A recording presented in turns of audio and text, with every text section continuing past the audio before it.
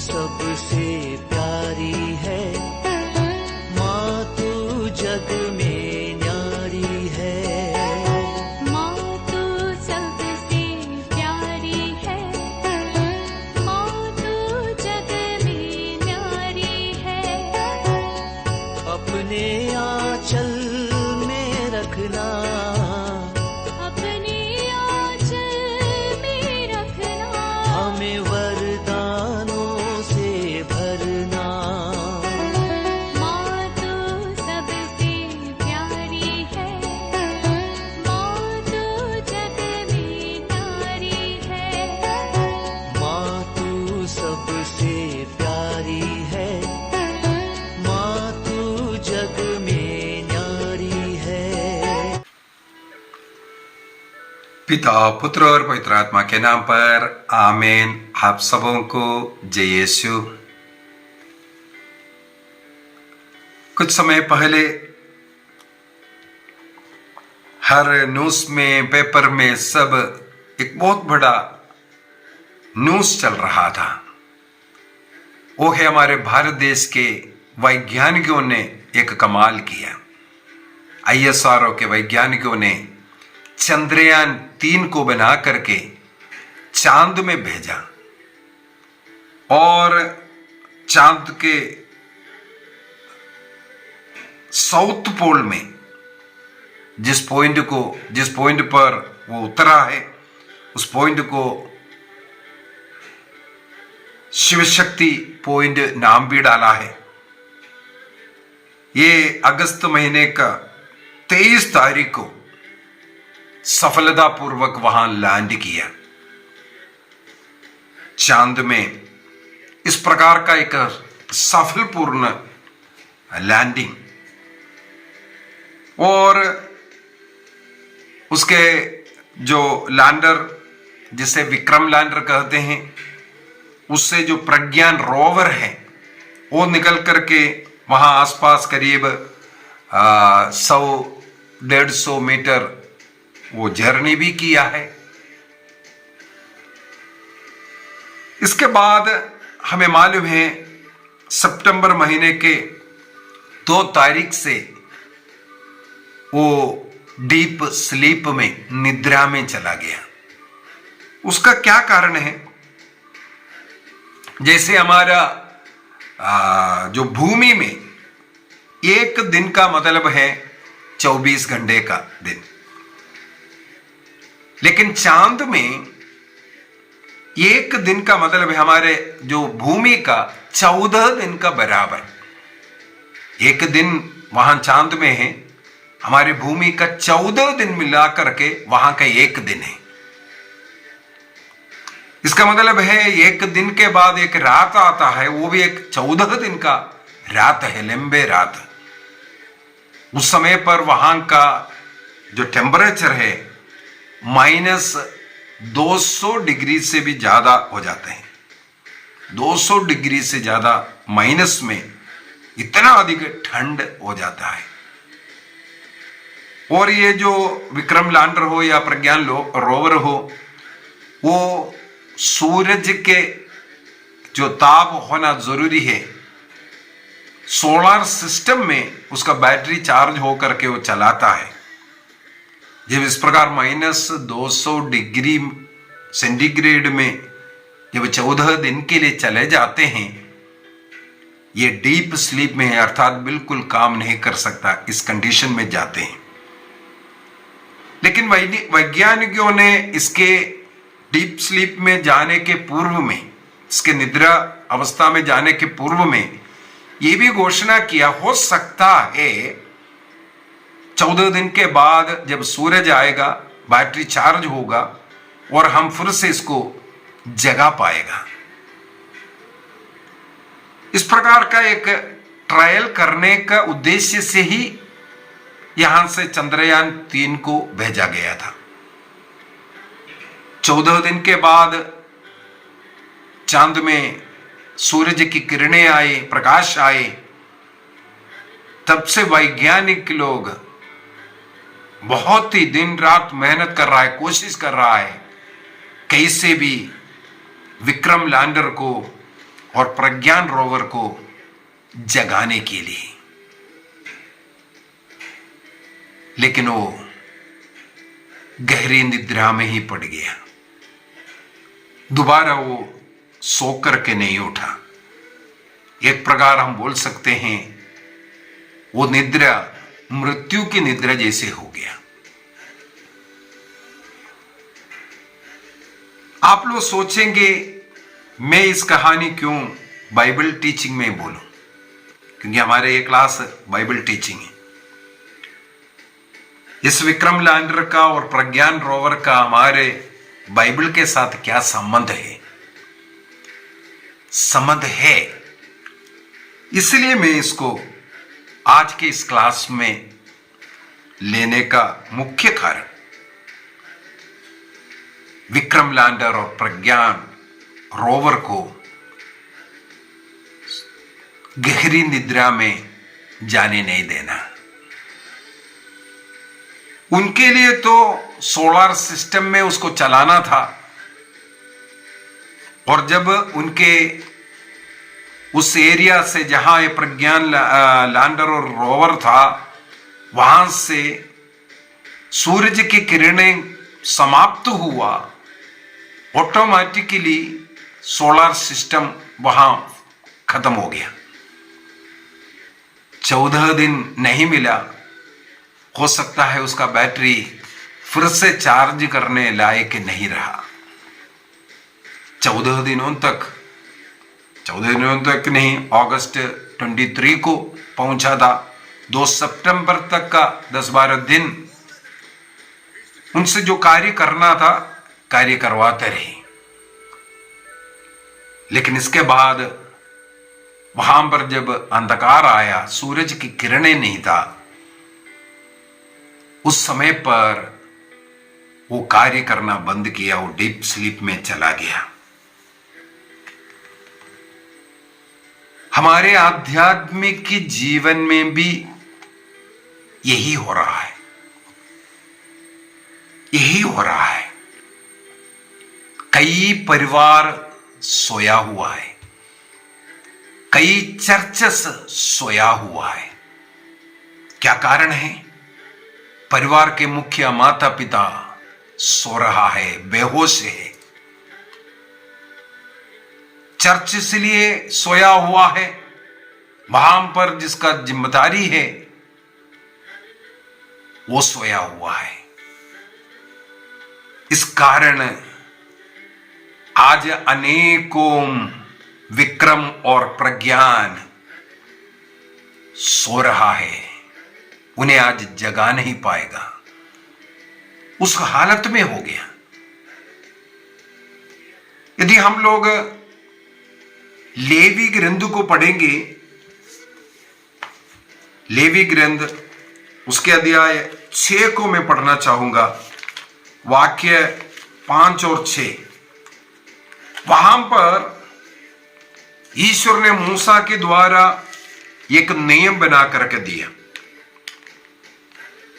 नियम यह है, लेवी चैप्टर 6 वर्स 5 और 6, वेदी का आग को प्रज्वलित रखना, उसे कभी बुझने नहीं देना चाहिए। वेदी के आग को प्रज्वलित रखना है, उसे कभी बुझने नहीं देना है। याजक प्रतिदिन सवेरे उस पर लकड़ी रखेगा, आग पर होम बलि सजाएगा और उसमें शांति बलियों की चर्बी जलाएगा। इस प्रकार सुबह शाम उस वेदी में प्रभु के आदर में, प्रभु के भक्ति में, प्रभु को धन्यवाद देते हुए होम बलियां, शांति बलियां अर्पित रहना जरूरी है। इसलिए पुरोहितों का धर्म है, कर्तव्य है कि वो वेदी की आग को कभी बुझने नहीं देना, उसको हमेशा प्रज्वलित रखना है। ईश्वर ने पुरोहिताई इसलिए स्थापित किया है ताकि वेदी की आग ना बुझे, इस कारण। लेकिन आज कई प्रज्ञान रोवर और विक्रम लैंडर सो रहा है। कई बच्चे, कई बड़े, कई परिवार आज गहरी नींद में हैं। ना घर में प्रार्थना है, ना भक्ति का जीवन जी रहा है, ना चर्च जा रहा है, ना संस्कारों को समय समय पर ले रहा है। उनके बच्चे बर्बाद हैं, माता पिताओं को कोई बात नहीं, बच्चे कैसे भी जीने दो, उनको कोई प्रॉब्लम नहीं। बच्चे प्रार्थना कर रहा है कि नहीं, प्रार्थना में बैठता है कि नहीं, चर्च जा रहा है कि नहीं, माता पिता स्वयं नहीं देख रहा है, क्योंकि वो स्वयं इसके लिए नहीं जा रहा है।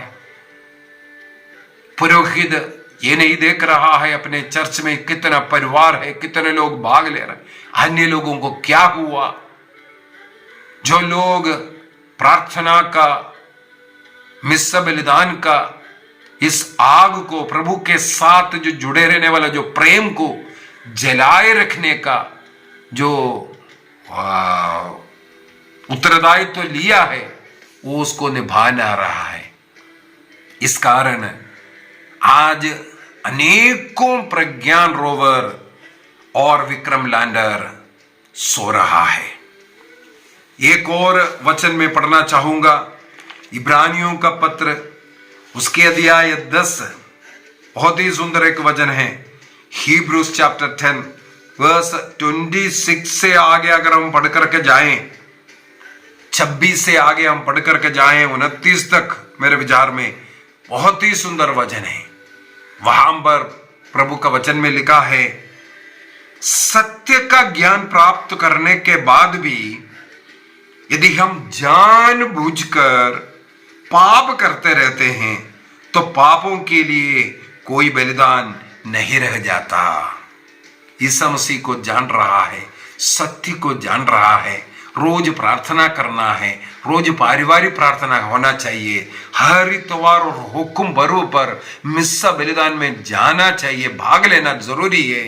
ये सब जान रहा है, बाइबल को जान रहा है, मसीह को जान रहा है, मसीह के द्वारा उद्धार प्राप्त करने के विषय में जान रहा है।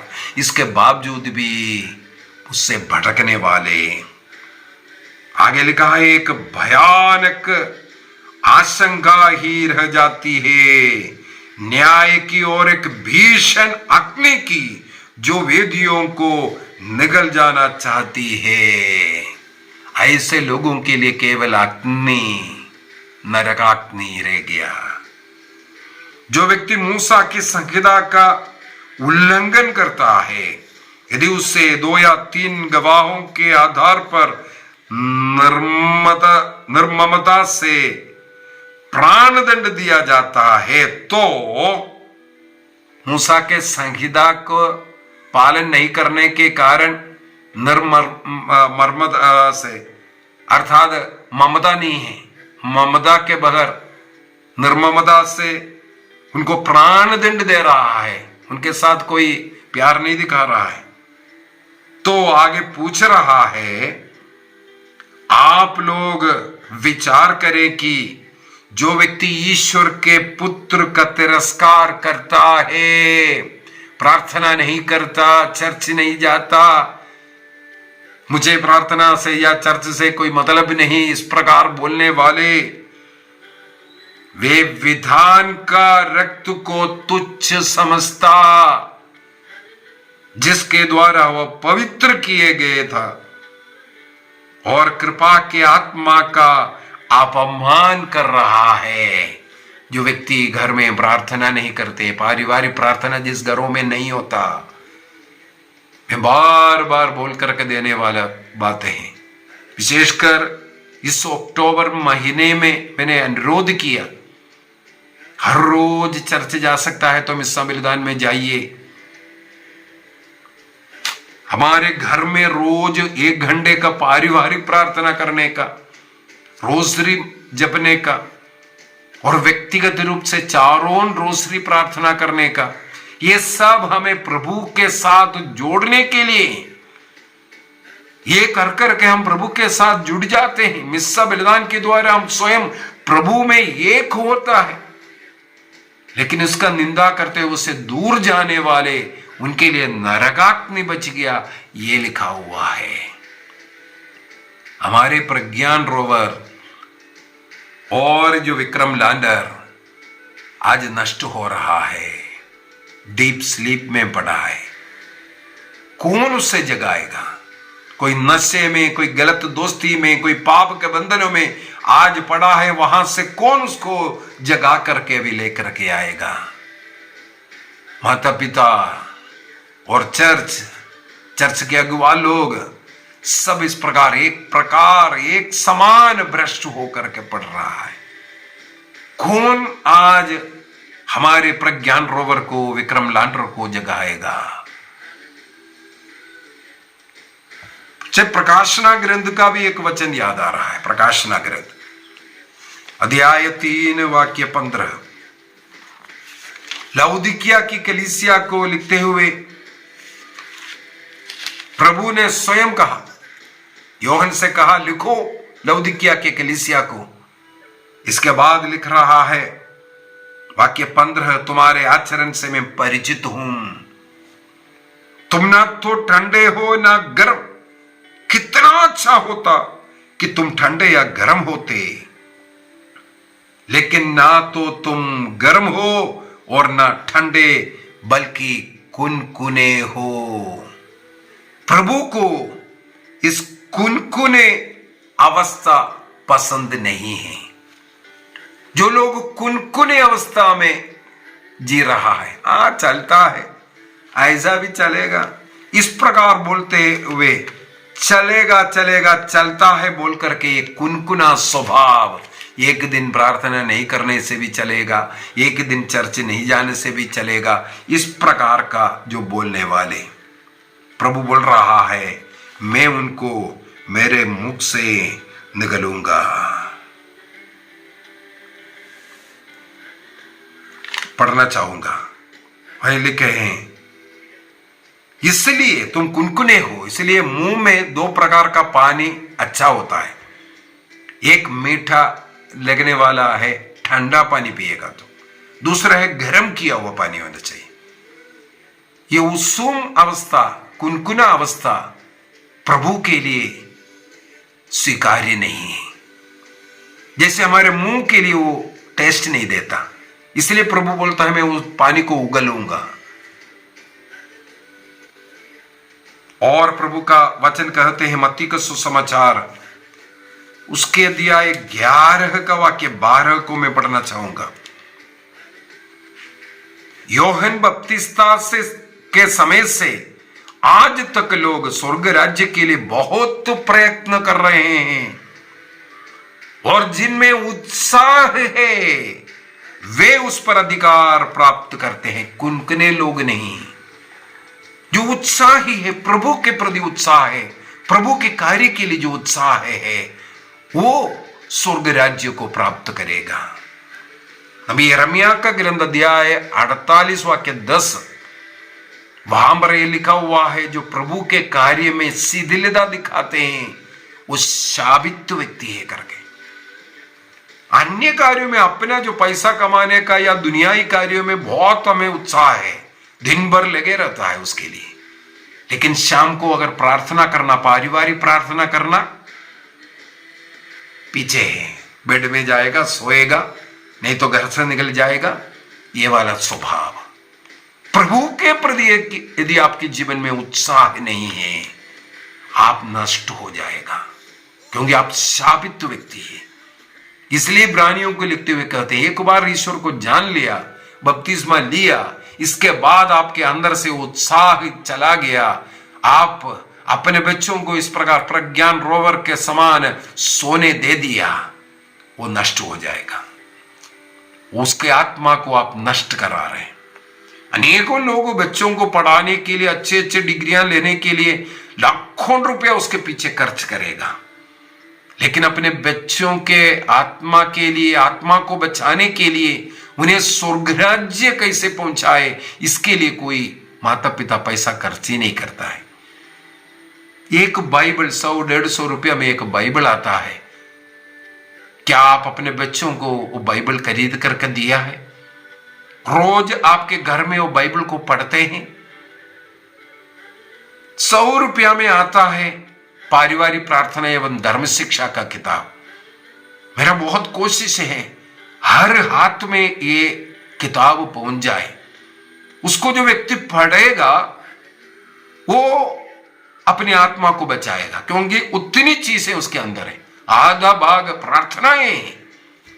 जीवन में जन्म से लेकर के मृत्यु तक के जो भिन्न भिन्न अवसरों के लिए जो जरूरत प्रार्थनाएं हैं, सुबह की प्रार्थना, शाम की प्रार्थना, रात्रि प्रार्थना और दोपहर की प्रार्थना, 3 बजे की प्रार्थना, रोसरी प्रार्थना, क्रूस रास्त्रा, करुणा की प्रार्थना, पता नहीं अनेकों सैकड़ों प्रार्थनाएं इसके अंदर है। इन प्रार्थनाओं के द्वारा ईश्वर से जुड़े रहने के लिए और कलीसिया के कुछ नियम, कलीसिया की शिक्षाएं, जो जैसे कैथोलिक कलीसिया का धर्म शिक्षा ग्रंथ का जो मुख्य की बातों से सातों संस्कार के विषय में समझाया हुआ है क्वेश्चन आंसर के रूप में, ताकि लोग उसको पढ़े और सीखें, समझे, सत्य कलीसिया से जुड़े रह करके रोज मिस्सा बलिदान में भाग लेकर के और समय समय पर इन संस्कारों को ग्रहण कर अपनी आत्मा को बचाए। क्या आपके घर में सबके हाथ में यह प्रार्थना किताब है? हर बच्चे के हाथ में, हर व्यक्ति के हाथ में एक प्रार्थना किताब, एक बाइबल होना चाहिए। पारिवारिक प्रार्थना के समय पर सबके हाथ में बाइबल हो, यह प्रार्थना किताब हो।